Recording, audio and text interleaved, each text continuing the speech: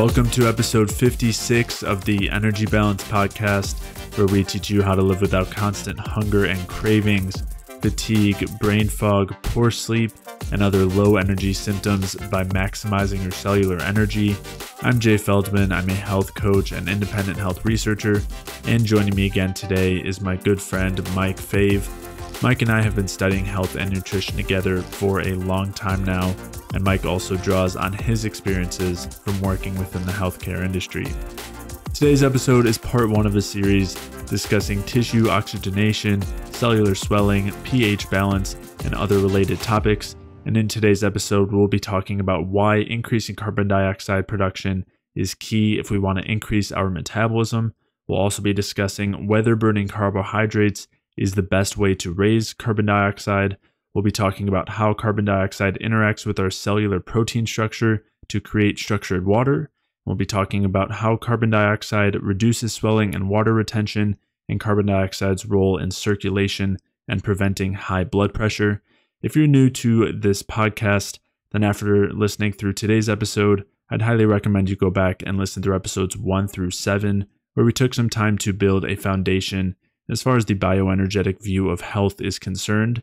To check out the show notes for today's episode, you can head over to jfeldmanwellness.com/podcast, where you can take a look at the studies and articles and anything else that we referenced throughout today's episode. And if you are dealing with any low energy symptoms, whether that's chronic cravings and hunger, low energy or fatigue, chronic pain or joint pain, digestive symptoms or gut inflammation, or brain fog or poor sleep, weight gain, hormonal imbalances, or any other low energy symptoms or chronic health conditions, whether that's diabetes or an autoimmune issue or heart disease, then head over to jfeldmanwellness.com/energy, where you can sign up for a free energy balance mini course where I'll explain how these different symptoms and conditions really come down to a lack of energy.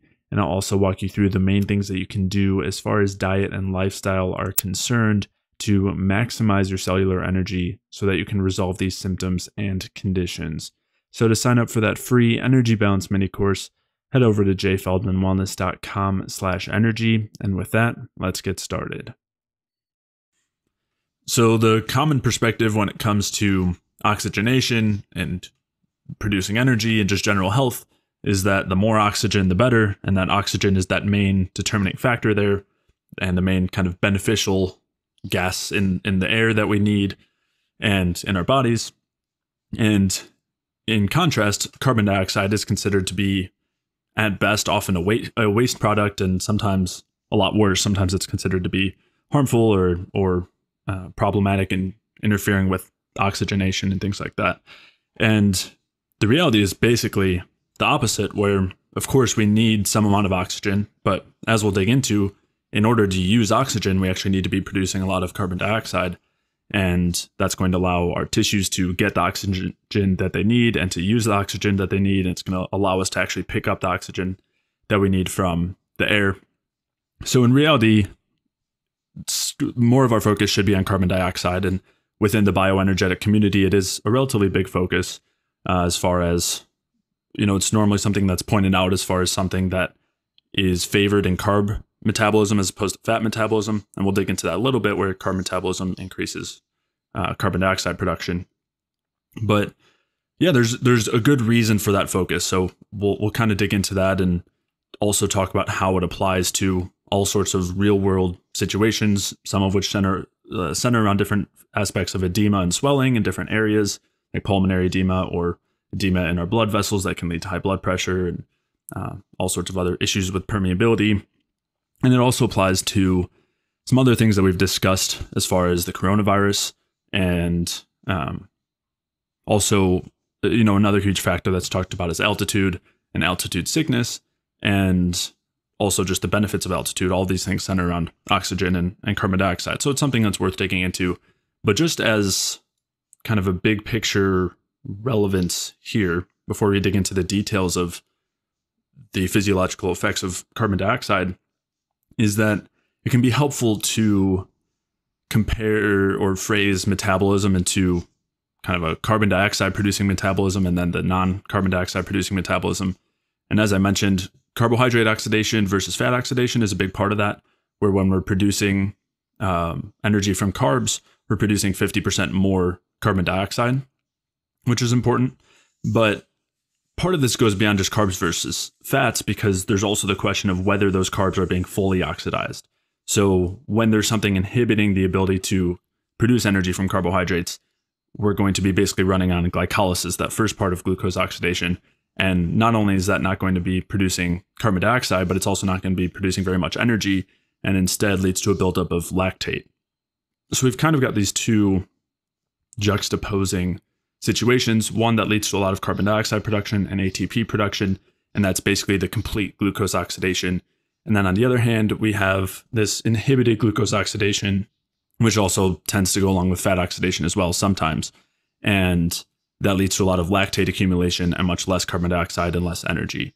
And so that's going to come into play as we're examining these effects of carbon dioxide and its applications, as far as basically in what situations we're seeing these different forms of metabolism and then why it matters. So unless you have anything else to add to that earlier part, Mike, we can start just by talking about some of the qualities or physiological effects of carbon dioxide. I think the most important part of carbon dioxide to start is what you framed it with initially, was in its ability to increase the uptake of oxygen.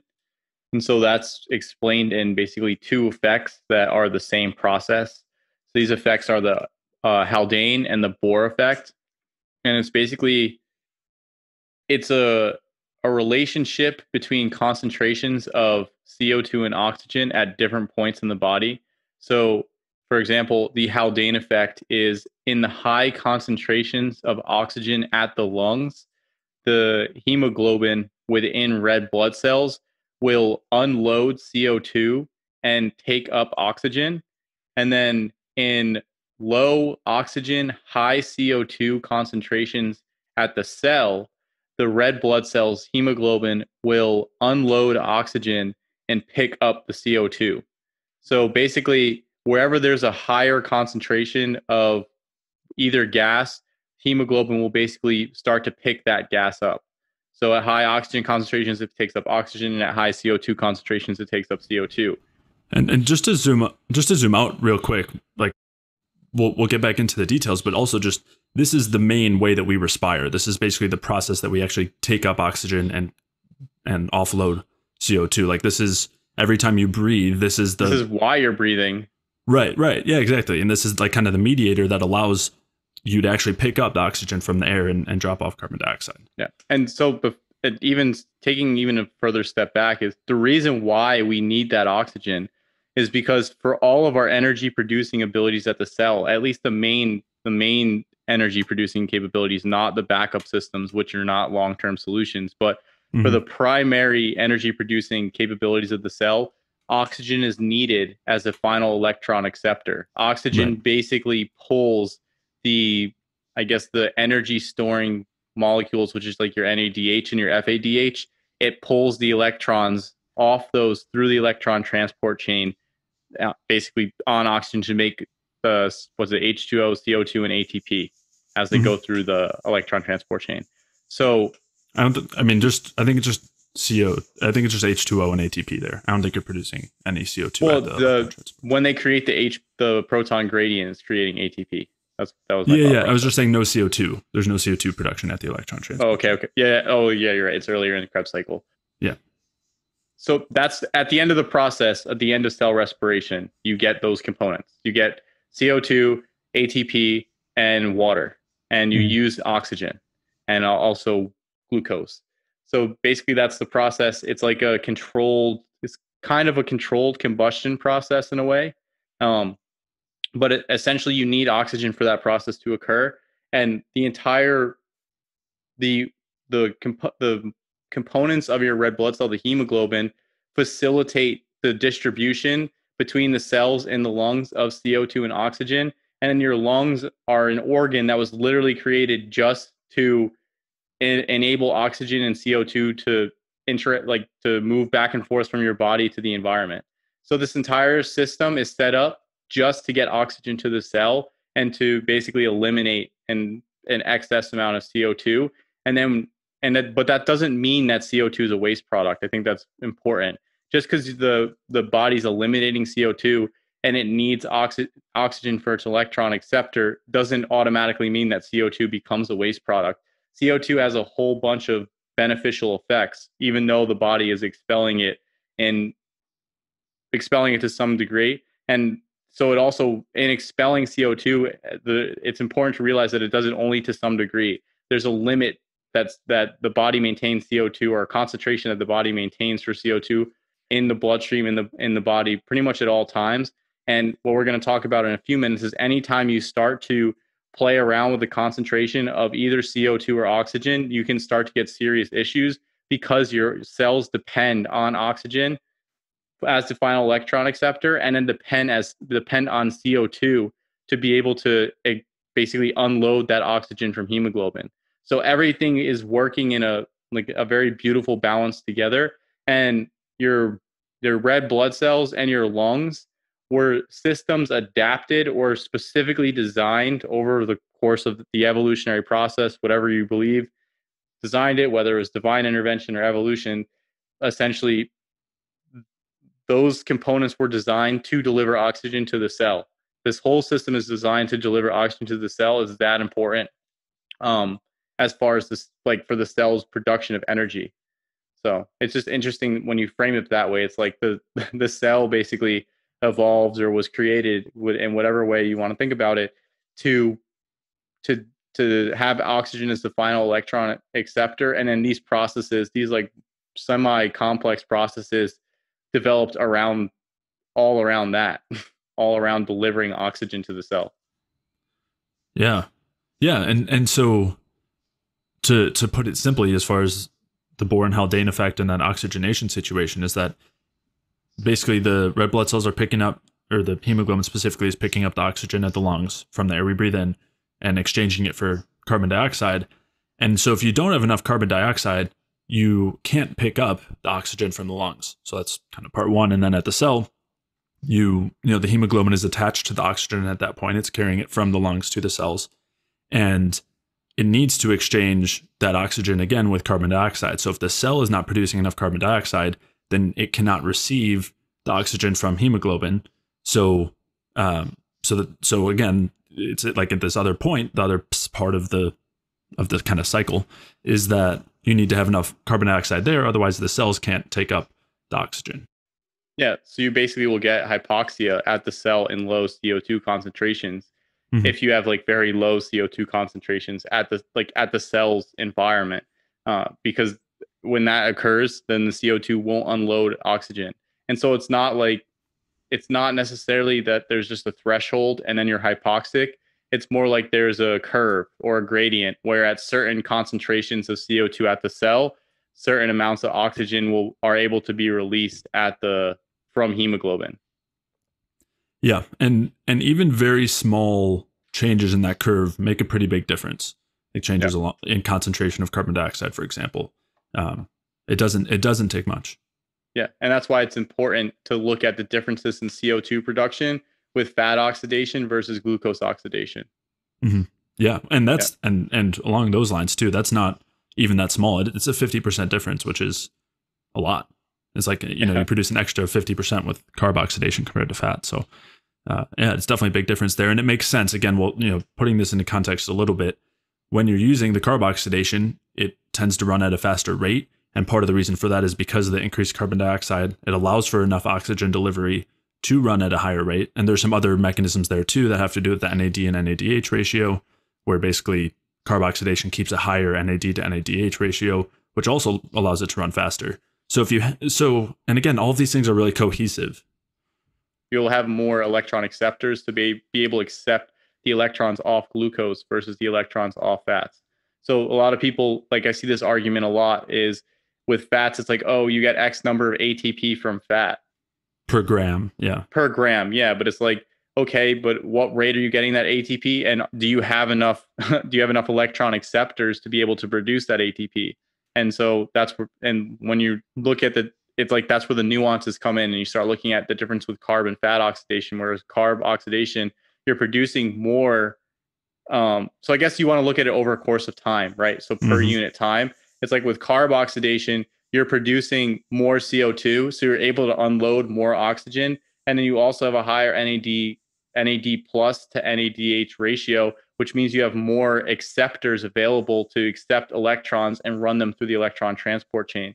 Whereas with fat oxidation, you have less CO2, so you would have probably a slower unloading of O2 to the cell, and then you have less available electron acceptors because of the bottleneck. What's it at? Complex between complex 1 and 2.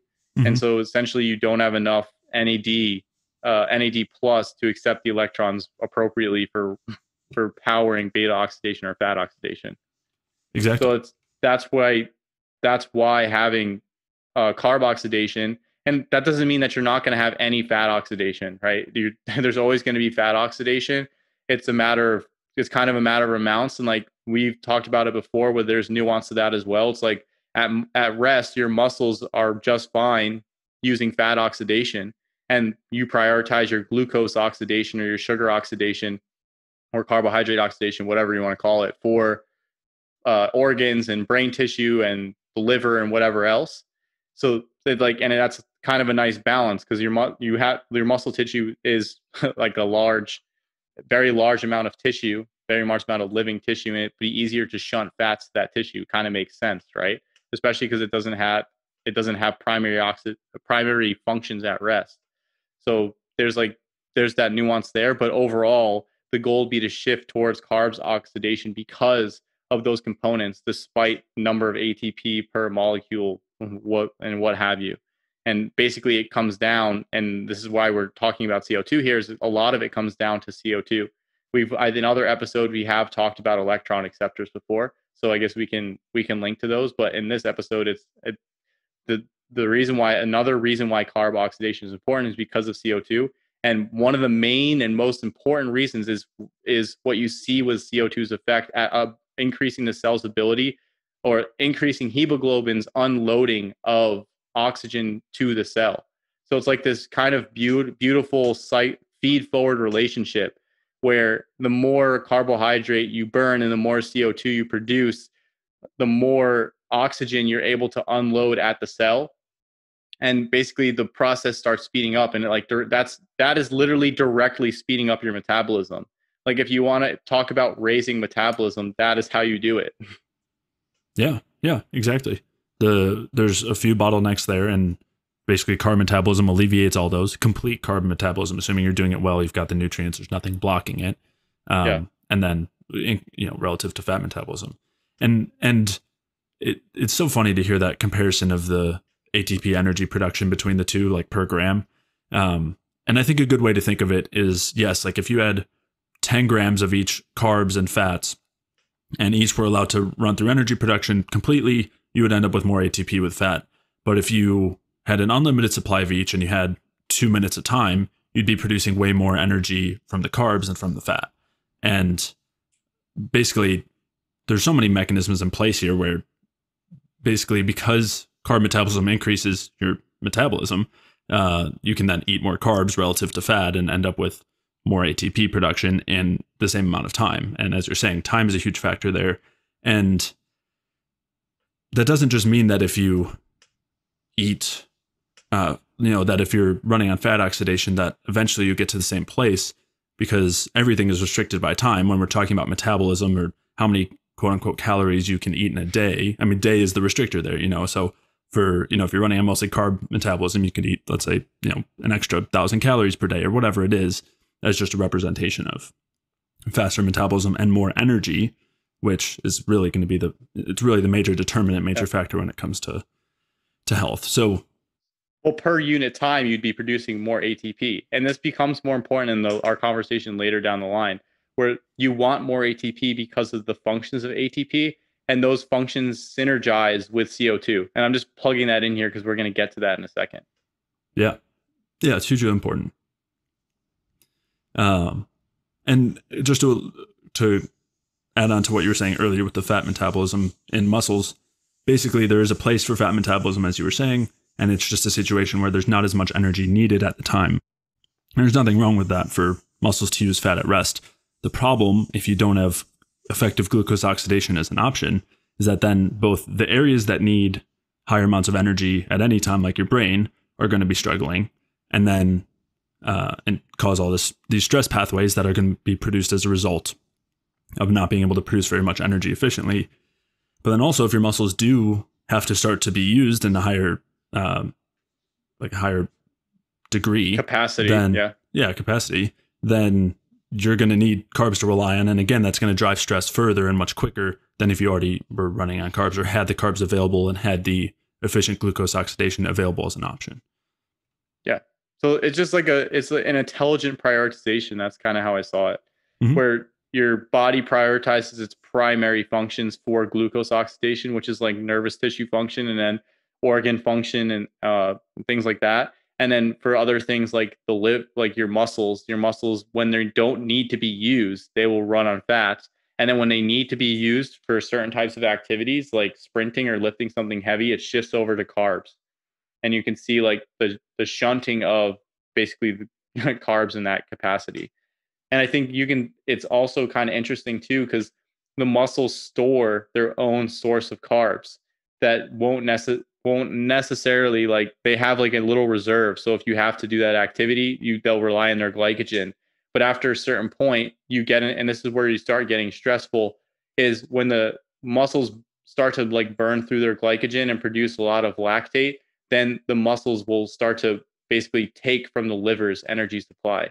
So you only want to use that when you absolutely have to, right? When you're running away from a predator, or you're in a fight or whatever it is. Like, the evolution prioritized that. It's like at rest, you can just burn fatty acids. If you got to walk a long distance, you could just burn fatty acids and prioritize that glucose for the other functions. And so you even see this with, like, even in the low carb, like zero carb spheres, it's like, oh, you don't need glucose because your body just produces it. And we've talked about this before. It's like, no, you need glucose so much that your body will sacrifice its own structure to produce that glucose.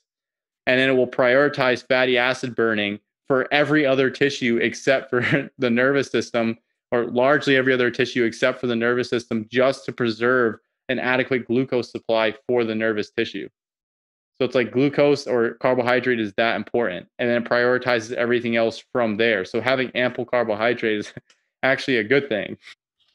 Yeah, and another huge problem there is, instead of, and we'll get into these feed-forward reactions, but instead of nervous system that's running on glucose, where it's got this feed-forward energy production going on, instead you're in the state where the only thing that's going to drive energy production is stress. And so anytime you have any extra demands, this is in a low-carb state, you have to continually increase stress in a proportionate amount in order to get energy, in order to have energy production, in order to produce glucose, in order to drive energy production in the brain. And that's not a state that we want to be in. We don't want to be in a state where we're running on the absolute minimum, and then anything beyond that has to be gotten through stress pathways, glucagon, adrenaline, cortisol, and on from there. Instead, we want to be in a place where we're freely already producing a lot of that energy through these feed-forward cycles, which involve adequate CO2 production and adequate thyroid hormones and all those other things, so that you're not running at that minimum anymore, and you can handle a lot of stressors without actually creating stress. Whereas in a low carb state, you're not only already in a pretty decent amount of stress to begin with, but then anything on top of that is immediately going to be stressful. Yeah. And I think what was it? Andrew Kim basically said that the low carb dietary strategy was just constantly being at subsistence. Like, you were just constantly at a subsistence level, because the idea is essentially that you're creating just enough carb for what you need for those like primary functions on very low carb diet. And then everything else is being met with fatty acid oxidation, which is technically like a backup pathway, especially in that context. So it's not always a backup, but I mean, when you're running low carb like that, like at that level, it is like you're constantly just running in like a primary backup system. And we've talked about, so a lot of people will be like, well, we feel this, I feel good on low carb, whatever it is. And this isn't necessarily about low carb, but it's just that people say, oh, I feel good about this. And it's like, I feel good when I don't have carbs. It's like, well, what are your carb sources? And we've talked about that in another podcast, so we can link to that. But I guess, so basically, CO2 allows for the main point here overall is that CO2 allows for for oxygen to be accepted at the cell. You can, without having adequate CO2, your hemoglobin, which is a protein that carries oxygen and CO2 in the red blood cell, will not unload oxygen to the cell. So you need to have a higher concentration of CO2 at the cell to unload oxygen. And then obviously on the flip side, you need to have a high oxygen concentration at the lungs to unload CO2 and take up oxygen. So that basic function is extremely important just for metabolism, for like breathing overall. And that's why when you see in situations like coronavirus or any type of lung damage, when the lung can't perfuse, you basically derange that function, right? When the alveolar membranes, which is the little like air sacs in the bottom of the lungs that transfer oxygen and carbon dioxide, basically they allow it to transport across the membrane into the blood. When that gets destroyed by any type of inflammatory process, rather than having the issue at the cell, now you're creating the issue at the lungs, where the lungs can't effectively allow you to transport CO2 and oxygen back and forth. So it's basically like when you don't have enough CO2 at the cellular level, you're suffocating at the cellular level because you can't unload that oxygen. Whereas if you're suffocating in real life, you don't have enough oxygen and you're not able to get out enough CO2 at the lung level. So it's literally just that at the cellular level. It's like strangling the cells. So you need to have that CO2 production. And the reason we went on the carb tangent is because carbs per unit of time create more CO2, which is very important. More CO2 and more ATP, which is very important. And that's by function of their metabolism. Mm-hmm. Yeah. Yeah. And even just to clarify too, even if you're getting the same amount, like you're running carb and fat oxidation in a way that leads to the same amount of ATP, you're still going to end up with a lot more CO2, 50% more CO2 with the carb oxidation. And as you said, that's because of the, some unique factors there between glycolysis and the Krebs cycle.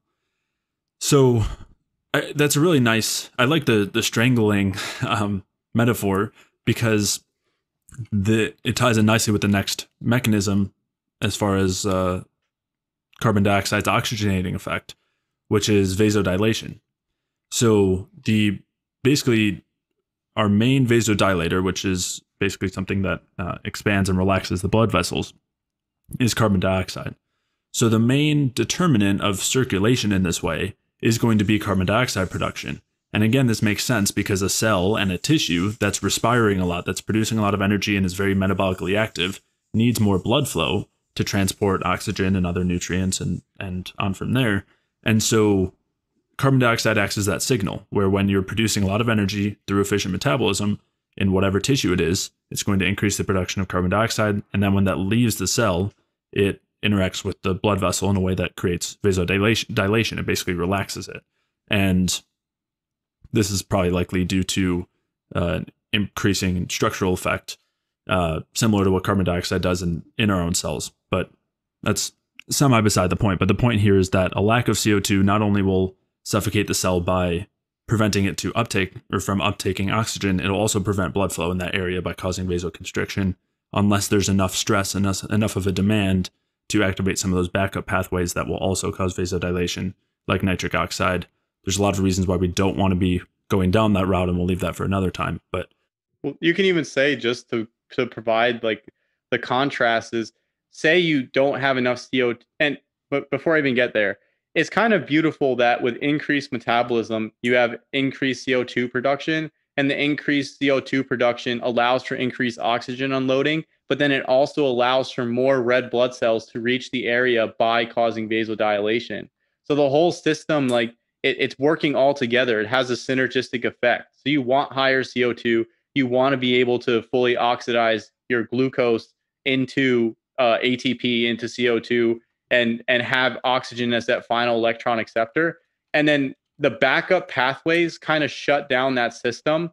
Mm-hmm. So if you're not producing adequate CO2, but you still need vasodilation to the tissue, then essentially what happens is you can rely heavily on nitric oxide, which is another type of vasodilator. When you rely on nitric oxide, though, it shuts down the electron transport chain to some capacity. So it basically your body's basically saying we still need blood flow here, but metabolism isn't good enough to basically require as much oxygen, or we don't have enough substrate, or whatever's going on. Basically, we can't handle the metabolic demand here, so it sort of shuts down that metabolism a little bit, and then you start relying on other pathways. And so basically, nitric oxide directly, I think it directly interacts with cytochrome C and basically moves it into, I think it's an inactive form. And red light basically fixes this problem.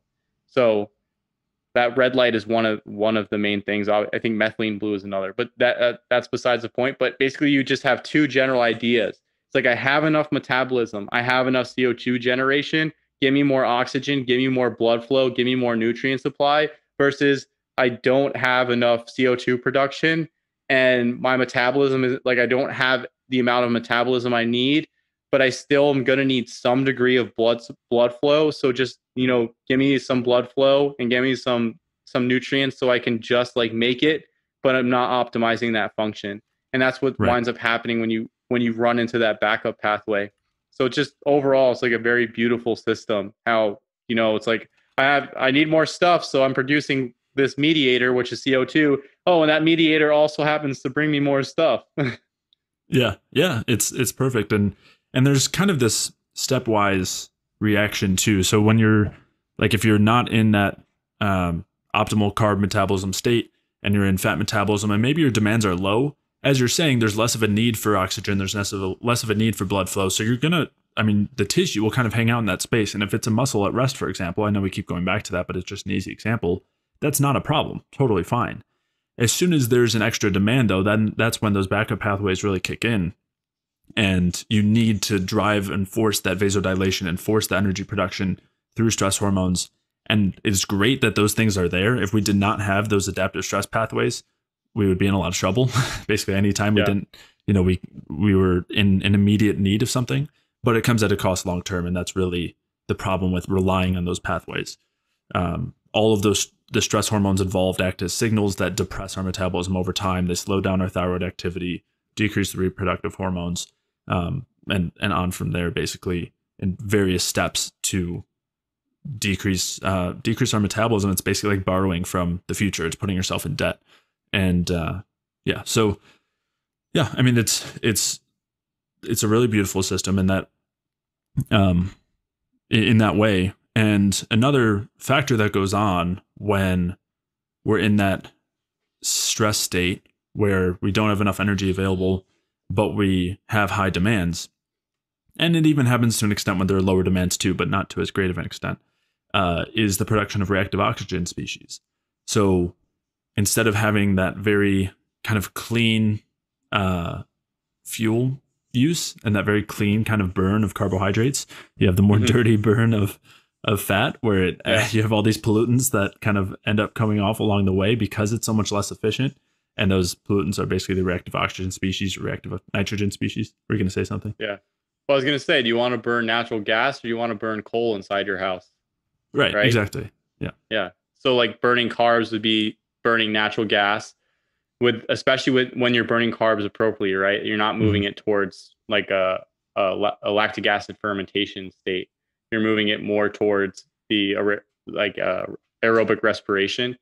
When you're doing that, you're essentially burning natural gas. And what you were saying was CO2 helps to protect against the reactive oxygen species, and also, optimize cell respiration. Whereas with beta oxidation, you actually start putting out a whole bunch of ROS. And when we talked about the fire in a bottle, SCD1, all that type of stuff, his theory there was like, the idea was that beta oxidation or burning fats created a lot of ROS, and it like turned off insulin signaling, and then that was ideal. That was where you want it to be, and that was in the context of weight loss. And what we're saying here is, and I just brought that up because I think that's like, it shows just kind of the ridiculousness around that. But the idea essentially here is that you stream glucose through cell respiration with oxygen as the final electron acceptor. You produce ATP, you produce CO2, and you produce water. And then CO2 optimizes cell respiration. It allows it to work more effectively and eliminate decrease reactive oxygen species. And then it also causes vasodilation, and it allows oxygen to disassociate from hemoglobin and reach the cell. So again, now we're seeing three like very primary components. Like just having this work effectively is like and eventually when you start putting everything together, and this is something that Ray Peat like heavily talks about, this is the foundation of pretty much everything, is getting the cell to adequately oxidize sugar and produce ATP, CO2, and water. Yeah. Yeah. And and in talking more specifically about the reactive oxygen species, reactive nitrogen species situation. So when you have that dirty fuel of the fats, which again is not such a problem at low demands, it really doesn't create such an issue. But at high demands, it does when you really have to force it. And it leads to the production of these things that then cause all sorts of damage. They basically directly damage the cellular structure and the DNA and on from there, and create all these backup pathways to be activated. And when we're as you were saying, when we're producing CO2, for one, it prevents the generation of those reactive oxygen species, at least in that context. And there's actually a really good quote talking about this that was saying, it says, it was established, this is from a study looking at carbon dioxide and reactive oxygen species, and it says, it was established that CO2 led to the better coordination of oxidation and phosphorylation and increased the phosphorylation velocity in liver mitochondria. The results clearly confirmed the general property of CO2 to inhibit significantly the active oxygen form generation in all the cell types.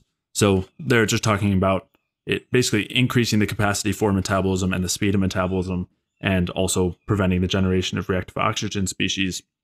And then another huge factor here too is that when we're looking at this optimal glucose metabolism and optimal ATP production, we end up with a lot of ATP, a lot of CO2. And when you get to the point where those things are at adequate levels, there are breaks on the system that work through reactive oxygen species. It's basically the cell's way of saying, I've got enough energy, I don't need to produce any more. And so it produces some of these reactive oxygen species in a parallel way to what happens when there's low ATP, but things are not done efficiently, like high rates of fat oxidation, or if you have endotoxin or nitric oxide blocking up these pathways. But one of the major differences here is the presence of CO2, which actually protects the cell against the reactive oxygen species and the reactive nitrogen species by converting them to less harmful components. And so it basically acts as an antioxidant in that way. And there's also benefits to having the ATP there as well, which is just an important discrepancy to make to point out, because you do still have some reactive oxygen species produced in that very high energy state that still allows for some of those downstream processes. It allows for those adaptations that increase mitochondrial biogenesis and all the other things that are, generally beneficial, but that we don't want to necessarily force. But it does so with the protection of carbon dioxide and ATP, which is a major difference. Yeah. So the important point there is actually context. It's how it's like, what state is the cell when this is happening, and how is it happening? Right. That's really important. Because a lot, and you see this in the research, or you see this with claims. It's like, oh, it does X, Y, and Z, so it must be good because X, Y, and Z is good. And it's like you have to put X, Y, and Z in the context. And that's like when you talk about the ideas like AMPK or sirtuins and all those types of arguments, or even nitric oxide arguments. Autophagy, mitochondrial biogenesis. And that's where you have such a, specifically what you always bring up with and especially in our conversations, the gripe about hormesis. Because it's like you can either do it through inducing stress, or you can do it through inducing optimal metabolism and getting into and it doesn't necessarily do the same thing. I want to make that distinction there. But when you're in optimal metabolism, when you undergo some of these processes, it's not necessarily stressful because of this, what the resources the cell has at that optimal metabolic state, right? When you have that ATP available and that CO2 available, and you're not relying on these backup channels and functions, you're able to essentially handle things that would be technically considered stressful situations because of the energy availability. So that context is really important when it comes to discussing these things. And that's why whenever we get into hormesis, you have In case anybody wants to know, Jay has a tangent on hormesis, where don't talk to him about hormesis as a good thing, because that's like his one thing that gets his gears a little bit. And it's somewhat true. I spent a lot of time writing, some really long articles about my issues with that concept, and it's funny you bring that up. I mean, obviously it's directly relevant to this, but it's the reason why it matters so much is because, and people don't realize how many of the arguments in favor of various things come back to this argument of hormesis, which is the idea that a small amount of stress is good because it causes a beneficial adaptation. And that people use that argument for fasting. They'll say, like, obviously our ancestors would go through periods of famine and they had to adapt to it. And obviously that means it was a good thing. So we should do the same thing. And the people in favor of fat burning will say the same thing. People in favor of talking about nitric oxide or resveratrol or fish oil. I mean, it goes on and on.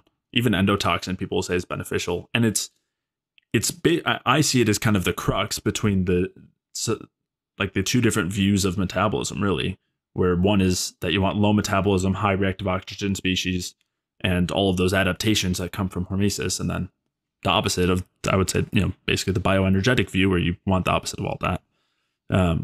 So yeah, I am in favor of anti-hormesis.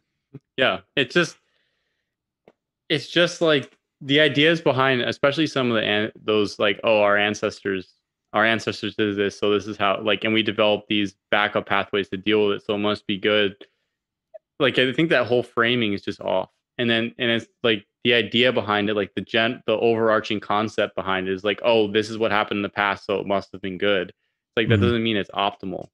Like, and I think that's where you want to start framing things. It's not like, oh, XYZ happened, so it must be good. The question should be is like, what's optimal in context? And I think that's something that when we first found Ray, when he was talking about, oh, context this, context that, context this, like, at first we didn't 100% get it. And then we started to look into things more. And that's where, like, the idea of context and situational effects becoming really important, and understanding things within the current situation, and understanding things within a larger picture. Because if you don't have that larger overarching picture, if you don't see things as this beautiful system that all works together, and that's the nice thing about it, is like, it kind of is a theory of everything as far as health stuff goes. It really brings things down to some key central point, so that you don't, and the key central point being proper metabolism, production of CO2, production of ATP. And it goes with Gilbert Ling's hypothesis, with ATP being the cardinal absorbent. But essentially, if you don't have that framing for things, if you're not working from that context, then you can see all these different things and all these different effects, and from all these different scenarios. And if it's like, oh, this does this here and this does this here, and if it does it here, so it's good, then it also does it here, so it should be good as well. You start getting into that mindset, and then you just start getting a hodgepodge, or like this mosaic of, oh, these things must be good, without like creating a formal overarching picture. You're just sort of like looking at the individual components without any, you're like looking at a spot on the map without having the whole map. And I think bioenergetics gives you that whole map. Yeah. And that's when you have all of the reductionism, everything from like insulin causing insulin resistance and diabetes, to cholesterol causing heart disease, to the questions of, does Ray Peat approve of this food or that food? It's like all this, it's the same thing of just not putting that bigger picture together, which is okay. It's not like everyone has to start somewhere. Well, it takes time. Yeah. That was what I was pointing out initially, is we didn't have the big picture at first. And we came from all the different iterations of fasting, low carb, keto, carnivore, whatever. Like we talked about that, and I don't know when you released it or not, or if you released it yet, but we talked about that in our like personal journeys, where we tried all these different things, and we got lost on these, not even lost, but we were just like making our way on these different pathways because we didn't have an overarching view. And then when we stumbled upon Ray, we literally stumbled upon Ray through Danny Roddy together, that we started understanding a larger overarching picture with like a kind of theory of everything that allowed us to filter information through and understand context and put things together. So it became really important. And then the other thing is the picture is kind of simple. Like it seems complex and whatnot, but the core of what we need to understand, or I don't want to tell people what they need to understand, but the core of what I think is important to understand of the picture is that when you start looking at like the function of the body and everything, if you break it down to the cell, which is technically the smallest unit of like, I mean, it can go a little smaller, but like the smallest functional unit, I guess, is a way to define it. And you see what happens at the mitochondria and energy production, and you like try to optimize things around that. And you start looking at the systems as overlaying on top of this energy metabolism. Then you start to like really get like a beautiful picture, and you start to see things with the Bohr and Haldane effect, and you see just how important they are, where you start to see that when you have high CO2 concentration, you can unload oxygen. And then things start to make sense from there. It's like, oh, so like the production of CO2 isn't just this useless waste product. Because that's what we're taught in school, right? When we go through the Krebs cycle and the electron transport chain, like we all got this in biology, or if you took biology in high school, or if you took college level biology, the beginner course, they go through this and DNA replication and then cell division, like I guess in as much depth as they can with that, but they go in decent depth. But basically CO2 is always classified as a waste product. But then you start learning about all these other effects later on, and you're like, oh wait, maybe it's not. And then when you start putting metabolism as the central focus around which things are functioning and not genetics, then you start to really see things in that overarching picture.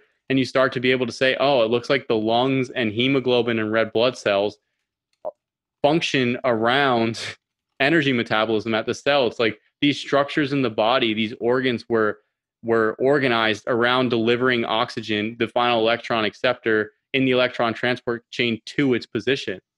It's like it's pretty crazy to think about in that overarching picture. It's just like, wow, like the organism literally developed entire huge organs to allow this system to work appropriately. Yeah. And that picture provides, a lot of context and just clarity. I did want to mention, so that episode hasn't come out yet, and it'll come out after this, the one about our stories, but you gave a sneak peek there.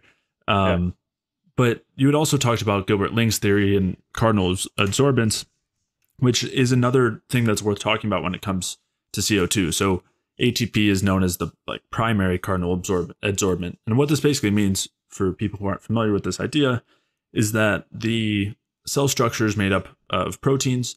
And instead of the idea that it is just like that the cell is just a sac that contains all these proteins and different components, all the different organelles and everything. Instead, it's one kind of cohesive structure that's built around these proteins, where these proteins have a negative charge associated with them that allows them to structure water into, instead of just a liquid form, more of a gel form. So you can think of it as something like Jell-O or an egg white, where instead of it being like liquid water, it would separate itself from water. Like if you took a cube of Jell-O and put it in a glass of water, it doesn't like just dissolve into the water. It has its own structure to it. And so part of his whole theory that he's put forth is basically that our cells function in much the same way, and they don't need to rely on some particular membrane and pumps along the membrane, but instead it's a more cohesive view. And there's a lot of evidence for it that we aren't going to dig into right now, that but it's a more cohesive view that depends directly on energy, basically, where the energy that we're producing in the form of ATP and also potentially in carbon dioxide directly interacts, it adsorbs to the protein structure of the cell, which increases the structure of the water, which allows the cell to function better and exclude certain components and include others. And so when it comes to carbon dioxide, another huge kind of benefit or physiological effect has to do with swelling and edema. And this applies to a lot of different situations that we'll dig into later on. But on the base level, there's a couple of components here. So one, and this is something that Ray Peat has talked about, not as much Gilbert Ling, is the idea of carbon dioxide acting as an adsorbent. And again, I haven't seen Gilbert Ling discuss this at all. I haven't seen any direct evidence for this. But assuming that carbon dioxide does have that effect, it would directly contribute to improving the structure and complexity of the organism, but the structure of the cell, and which would also make sense considering that carbon dioxide does function as a Lewis acid, which would have that acidifying effect on the protein structure, which is basically equivalent to it having an adsorbing effect. And so that's one part. Another thing that Ray Pete has talked about, which I think is important to highlight, is that when carbon dioxide is produced and leaves the cell, some of it will leave the cell as just carbon dioxide, but some of it is going to combine with water to form carbonic acid. And that carbonic acid will ionize to bicarbonate, which can then bind with particular minerals in the cell that we don't really want to be there in high concentrations, and that's sodium and calcium. So basically, carbon dioxide plus water leads to the carbonic acid, which ionizes to the bicarbonate, and then would potentially combine with sodium to become sodium bicarbonate, or combine with calcium to become calcium bicarbonate, and that would actually have two bicarbonates there. And then that would leave the cell in that form, which would help to remove sodium and calcium.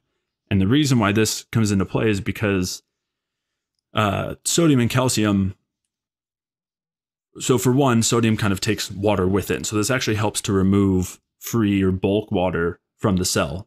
In other words, it helps to reduce swelling. So anytime we see a swollen cell, it's a cell that has allowed a lot of sodium and water in. And so by removing the sodium and calcium, it would help to decrease that water and reduce swelling. And so that's one kind of important factor there. And then again, the carbon dioxide directly interacting with the protein structure, increasing the complexity and driving, or increasing the structure, driving an increase in basically energetic capacity, which would also exclude the sodium and calcium. Yep, through the production of ATP.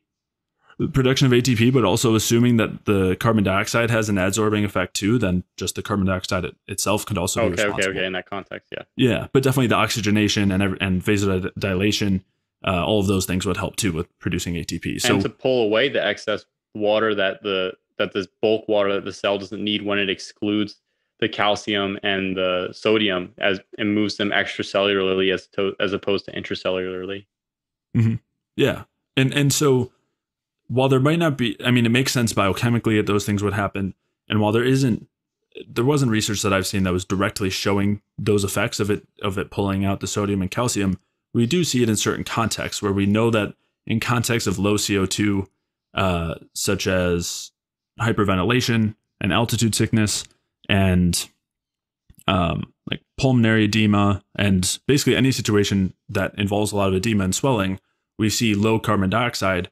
And one of the main medications that's used for that situation is acetazolamide, which increases carbon dioxide and helps to decrease the edema and swelling. So that's at least some evidence, more or less indirectly, that carbon dioxide would be helping to remove the sodium and calcium in a direct fashion. But we know even if that's not the case, we know that indirectly it would be doing so by supporting metabolism, supporting oxygenation, which would still have those anti-swelling, anti-edema effects. And the reason why I want to highlight that is, somebody who doesn't experience like physical swelling that they see might not care so much. They might be like, well, why does that matter? But swelling and the fluctuation of water content is one of the main features of health, where our cells being able to contain structured water and not the bulk water, and not be swollen is like kind of one of the main depictions of a healthy metabolism. And the opposite, the edema and swelling, is present in almost every degenerative state, from like heart disease to diabetes and on from there. Well, anyone could see it in any inflammatory state, right? You get a bee sting, you get whatever, you have like that local damage produces swelling, partly from immune function, but also from the damage itself, disorganizing the cellular structure from the inflammatory response, right? So it's like in the chronic disease states, those swelling effects that you see just from local injuries become systemic. And that's why you start to, besides actually having issues with transport of fluids and diseases like heart failure is characterized by basically an energetic failure of the circulatory system. So you're seeing that swelling like on a grand scale, that inflammatory swelling state on a grand scale. Yeah. Yeah, absolutely. And there's some cool research showing this exact thing as well, or supporting this, that basically high energy goes with a lack of swelling and edema, and anything that drives swelling and causes sodium to come into the cell disrupts our ability to produce energy, and is only able to happen when there's already a lack of energy. And yeah, and so there's, it's all, again, kind of this beautiful system that, again, swelling is a part of in that degenerative state, and a lack of swelling is also involved in that healthy state. Yeah. There's one piece that I wanted to add here too. When you were talking about the idea of cardinal absorbance and then the gel state, just to like create a picture of what that actually looks like. So basically, the cardinal absorbent, if it's ATP, which is the main one that I think Ling discusses, but if Pete also references or talks about the idea of CO2 actually being a structuring component, like a protein structuring component, which is what the cardinal absorbents do to some extent. If that's the case, then essentially what happens is ATP or CO2 interact with the proteins. And you can sort of think of proteins as like a string of marbles. If you have the marbles and you all throw them together, the different forces of the marbles will basically change shape. Or not marbles, excuse me, magnets. Okay. If you have like a string of magnets together, the forces of the magnets will all interact together, and it'll create a certain shape out of those magnets. If you change the charge on one side or one spot of those magnets, then you can change the entire structure of that protein shape. So the adsorbents essentially interact with the protein structure in such a way that it allows different areas of the proteins to open up or to relax to some extent. And when the proteins relax, it allows different minerals to bind in, and the interaction between the proteins and the minerals with water creates that, like, enhances that structured water shape. Because structured water, the idea of structured water is, I think, something that Gerald Pollack expands on. And when Gerald Pollack's talking about structured water, there needs to be certain circumstances in order for the water to structure and basically create exclusion zones. And essentially it involves different charges. So the different charge differentials. So like some areas are negative and some areas are positive. And basically what happens is when you have the cardinal adsorbents, they allow for this to occur. They interact with the proteins to create these charge differentials that allow the water and ions and proteins to structure it in a certain shape. And so if for CO2 to be a cardinal absorbent, that would allow the exclusion of sodium and calcium from those shapes, which is essentially what happens, not necessarily, or that's the theory of what essentially happens, which is supposedly to replace the idea of this membrane that pumps things in and out, which is a little bit, they basically just determine that doesn't necessarily make sense. And that's what a lot of what Ling's hypothesis talks about, is that there's just no basis even on an energetic level for these idea of these pumps in that sense. And what the proteins do bind in then is your potassium or your magnesium, your intracellular ions. So what's basically creating this structure, this organization throughout the entire system, is the production of energy, the production of ATP, and possibly the production of carbon dioxide. So just to have the cell structure, because if you don't have cell structure, right, what do you have? You have a bunch of water, a bunch of amino acids, and some minerals, some solutes, some ions, right? That's all you have. You could just have you could have a bucket of water and calcium dissolved in the water and some proteins, and but that's what you have, right? What makes the difference for the cell and the body is that organizing effect of the energy on those different components.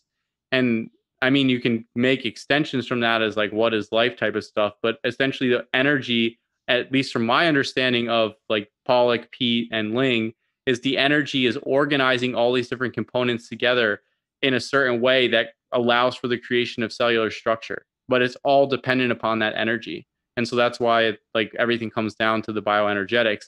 And basically you start at the individual cell, and then things start gradually increase from there. So then you have a group of cells, then you have a tissue, then you have an organ, then you have an organism, however you want it. Like that's basically what you get taught in your biology class, right? The different organizations or the different layers of structure in the body. But yeah, so it all starts at that level, and then everything else like extended up from there. Yeah. Yeah. And I know it's like a little dense. right. No, but it's, I mean, it makes a huge, like it adds context. And again, like coming back to carbon dioxide, is the carbon dioxide plays a major role here, whether it's just in the direct energy production or also its potential effects as a cardinal adsorbent, which again would make sense as it being a Lewis acid and being able to withdraw electrons from that protein structure, creating that length and ability to interact with the water further and increase the structure. So yeah, it's a huge component here. And I think all of these things together help to create a nice picture of health versus non-health and the role of CO2. One other thing I just wanted to touch on real quick was, along with this swelling being one of these major aspects of degeneration and like the start of the stress cycle, is that following swelling, you have, beyond just the death of certain cells, if the swelling is bad enough, you then have the like fibrosis and calcification that occurs as a direct result of that swelling. And that is just adding on those layers of kind of stuckness in the stress state. In the same way that we have these layers of stress hormones that add on and build up and push you farther in that way, the fibrosis and calcification are kind of on a more physical level things that are going on that kind of stick things up. And again, circling back to carbon dioxide as being one of those things that would protect against all of that, and a lack of carbon dioxide as being one of the main things that would drive all of those things. Yeah, so the fibrosis is literally just like a lay down of protein structure without the function and anything behind it. It's kind of like a useless structure, like filler structure to some extent, and that will further impair the movement of the fluids or blood flow or anything like that. Where you see like fibrotic areas will have decreased blood flow and all, basically everything. So that's where you see the those are like and then essentially after fibrosis you have calcification, right? So it's like inflammation and swelling. And then after, with extended with that, or like the state is bad, then you start to get fibrosis. And then after fibrosis, you start to move into calcification. And like, it kind of makes sense when you look at the whole process altogether, like that, why it progresses in that way. And when you're at those more extreme stages, like it directly impairs the whole structure, because you don't have the ability to, like, say you had a fibrotic area on your leg, the areas that weren't fibrotic around that area, or that were like distally to that area, may have an issue with getting adequate blood flow, right? Or even the fibrotic area would have issues with receiving adequate blood flow.